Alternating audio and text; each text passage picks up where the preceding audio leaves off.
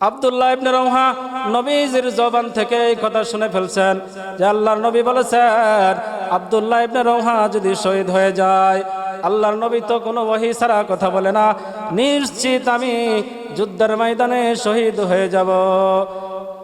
আব্দুল্লাহ ইবনে রওহা মনে মনে ধারণা করলেন যেদিন নবীজি এই কথা বলেছিলেন ওই দিনটা ছিল শুক্রবার।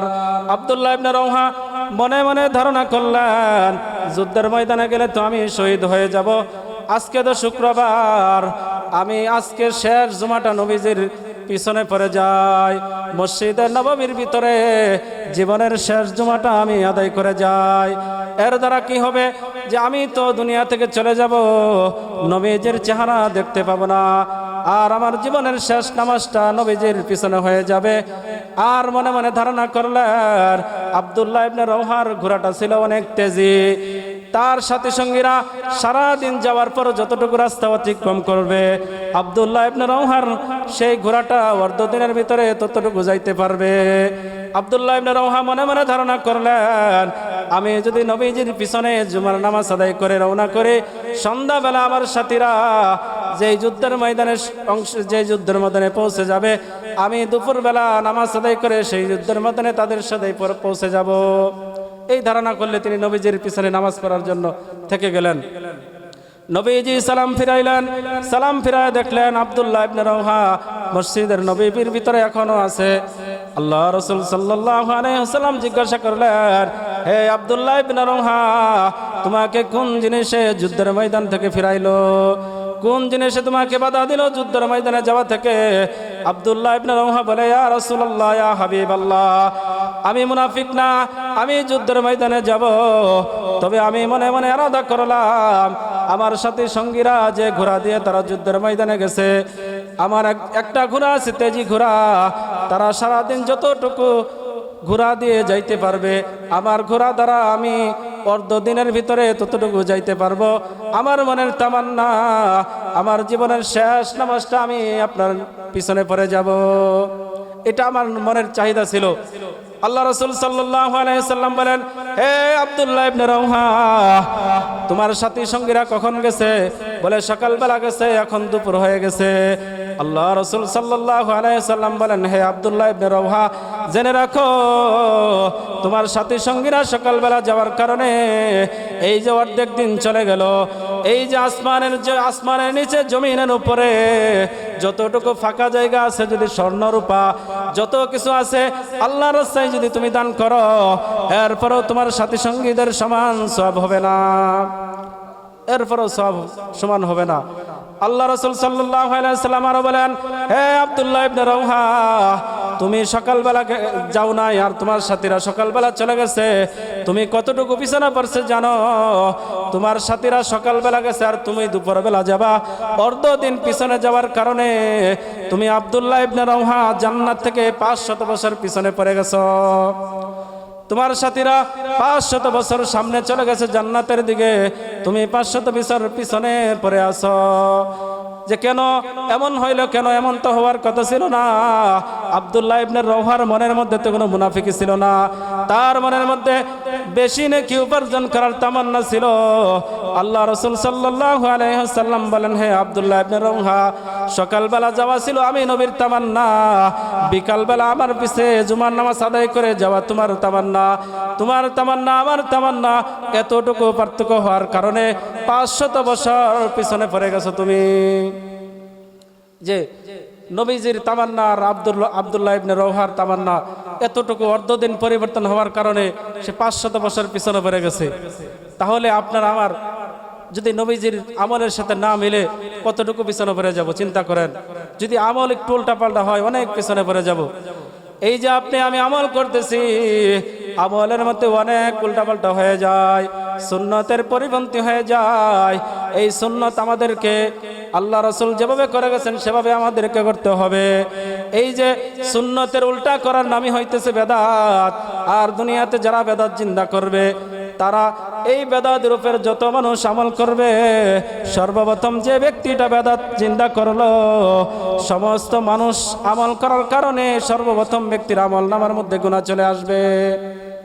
দুনিয়ার মধ্যে যে ব্যক্তিটা একটা মরা সুন্নতকে জিন্দা করবে, ওই ব্যক্তিটা জিন্দা করার কারণে দুনিয়ার মধ্যে যত মানুষ এই সুন্নতের উপর আমল করবে, সারা দুনিয়ার মানুষ আমল করার একটি নেকি ওই বান্দার আমল নামার মধ্যে চলে আসবে।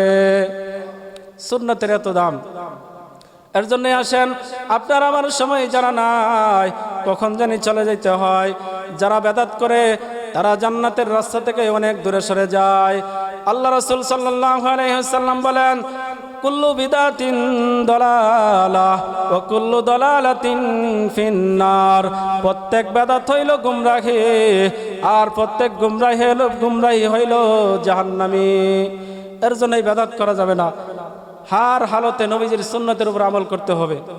হার হালতে আপনার আমার জীবনের হায়াতের খবর জানা নাই, কখন জানি আজরাইল চলে আসে আপনার আমার জানা নাই। আজরাইল আসার আগে আপনার আমার আমলগুলো গুছাইতে হবে। যত কাজ করেছি একটু চিন্তা করেন, একটু ফিকির করেন। কোনো মানুষের বয়স 50 হয়ে গেছে, কোনো মানুষের বয়স 30 হয়ে গেছে, 40 হয়ে গেছে। কত নামাজ কাজা করলাম, কত নামাজ কত রোজা কাজা করলাম, কত ওইরকম ভাবে কত গুনাহ করলাম, এটার কোনো হিসাব নাই। আল্লাহর সামনে দাঁড়াইলে কি জবাব দেব, এটারও কোনো হিসাব নাই। নবীজির সামনে দাঁড়ায়া কি উত্তর দিব যে নবীজি দিনের জন্য এত মেহনত করলো, তায়েফের ময়দানে এরকম দুষ্ট ছেলেরা নবীজিকে রক্তাক্ত করলো, এই একমাত্র কারণ হইতেছে দিনের জন্য। আপনি আমি কতটুকু দিনের জন্য সময় বের করলাম, কতটুকু আল্লাহর রাস্তায় আমরা সময় বের করলাম। জীবনের হায়াত কখন ফুরায় যাবে জানা নাই। এর জন্যই ভাইয়েরা, বাবারা, পা ধরে বলতেছি, জীবনের হায়াত থাকা অবস্থায় আমরা আমাদের জীবনের আমল পরিবর্তন করে ফেলি। আমরা যে সমস্ত গুনাহ করছি, গুনার থেকে ফিরে আসি। আল্লাহ রাসূল সাল্লাল্লাহু আলাইহি ওয়াসাল্লাম বলেন, হে মায়ার উম্মতেরা, তোমরা যদি তোমাদের আমলের মধ্যে, তোমাদের জীবনের মধ্যে যদি ইস্তেগফারের আমলকে আঁকড়ে ধরো, ইস্তেগফারের আমলকে আঁকড়ে ধরো, আল্লাহ পাক তোমাদেরকে মহব্বত করা শুরু করবে। ইস্তেগফারের আমলকে আঁকড়ে ধরে আল্লাহ রাসূল সাল্লাল্লাহু আলাইহি ওয়াসাল্লাম এক হাদিসের মধ্যে বলেন, ও মায়ার উম্মতেরা, আল্লাহর কোন বান্দা যদি আশার নামাজের পর ঘুমানোর আগে দিয়ে বিছানায় যাওয়ার সময় যদি ইস্তেগফারের আমল করে, আস্তাগফিরুল্লাহাল্লাযী লা ইলাহা ইল্লা হুয়াল হাইয়ুল কাইয়্যুম ওয়া আতুবু ইলাইহি, কোন বান্দা যদি 3 বার বিছানার মধ্যে ইস্তেগফারের আমলটা করে, আল্লাহ রাসূল সাল্লাল্লাহু আলাইহি ওয়াসাল্লাম বলেন, ওই ব্যক্তি দুনিয়ার মধ্যে, দুনিয়ার সৃষ্টির পর থেকে কিয়ামত পর্যন্ত যত দিন আসবে, যত রাত আসবে, এই রাত দিন সমপরিমাণ যদি বান্দায় গুনাহ করে, আল্লাহ পাক এই আমলের কারণে তার গুনাহ মাফ করে দিবেন। আল্লাহ রাসূল সাল্লাল্লাহু আলাইহি ওয়াসাল্লাম হাদিসের মধ্যে আরো বলেন, দুনিয়ার মধ্যে যত গাছ আছে, এই গাছের যত পাতা আছে, এই পাতা সম পরিমাণ যদি বান্দায় গুনাহ করে, আল্লাহ পাকে ইস্তেগফারের আমল করার কারণে তার গুনাহ মাফ করে দিবেন। আল্লাহ রাসূল সাল্লাল্লাহু আলাইহি ওয়াসাল্লাম এই হাদিসের শেষে বলেন, বান্দায় যদি মরুভূমির ভিতরে বালু আছে, এই বালুর করিব কণা পরিমাণ যদি গুনাহ করে, এশার নামাজের পরে ঘুমানোর আগে 3 বার আস্তাগফিরুল্লাহর আমল করে, আল্লাহ পাক এই আমলের বদলতে সেই বালুর কণা পরিমাণ গুনাহ আল্লাহ পাক মাফ করে দিবেন। আল্লাহ রাসূল সাল্লাল্লাহু আলাইহি ওয়াসাল্লাম এক সাহাবীকে ডেকে বলে, হযরত আবু মুসা আশআরী রাদিয়াল্লাহু তাআলা আনহু কে ডেকে বলে, হে আবু মুসা আশআরী, আমি কি তোমাকে এমন কোন একটি আমলের কথা বলবো না, যে আমল করার দ্বারা জান্নাতের মধ্যে খাজানা তৈরি হয়?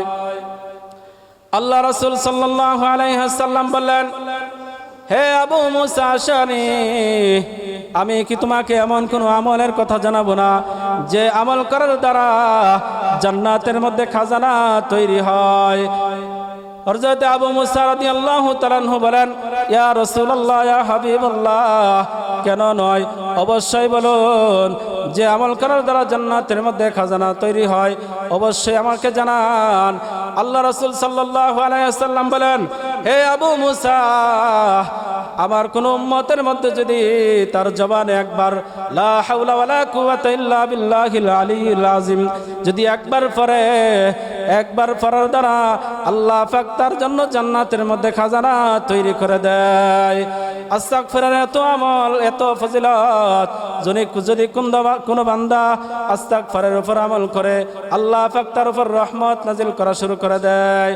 এর জন্য আসেন বাবারা, আপনার আমার জানা নাই কখন কবরে যাইতে হবে, কখন আজরাইল চলে আসে।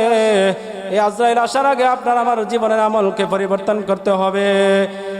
আল্লাহ রাসূল সাল্লাল্লাহু আলাইহি ওয়াসাল্লাম হযরত আলী রাদিয়াল্লাহু তাআলা আনহুকে ডেকে বলে, হে আলী, তুমি মৃত্যুকে কত দূরে মনে করো? হযরত আলী রাদিয়াল্লাহু তাআলা আনহু বলেন, ইয়া রাসূলুল্লাহ, ইয়া হাবিবাল্লাহ, আমি মৃত্যুকে ওযু করার সময় এক পা ধুইছি, অপর পা ধুইতে পারবো কিনা এটা আমি এত দূর মনে করি।